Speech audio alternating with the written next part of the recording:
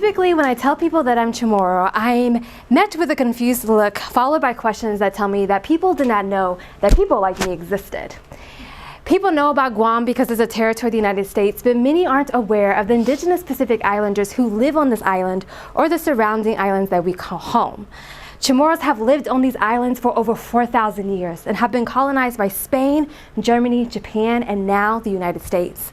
We've endured atrocities like slavery and genocide by the hands of these countries that causes things like colonial mentality. Today, we enlist more soldiers to fight for this country per capita than any other territory or state, but we cannot vote in presidential elections, and we do not have full rights to citizenship. Our story is never fully told. It is hidden in the shadows or reduced to one sentence in American history books.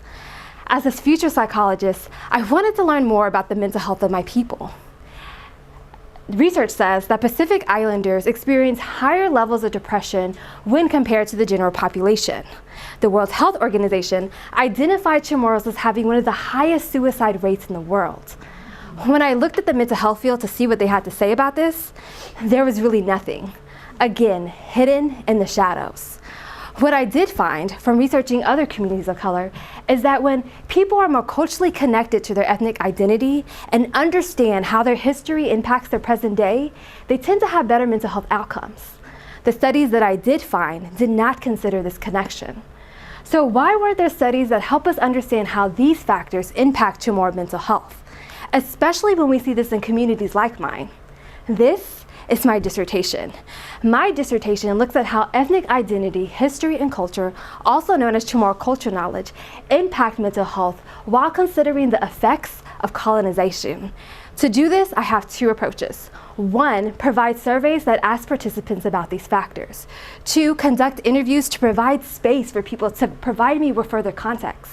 This helps me understand the patterns between the surveys and the data. This approach will give me a clear picture of what's going on and make the data even stronger. My dissertation will serve as the initial findings of how Chamorro culture knowledge and colonization impact things like depression and anxiety.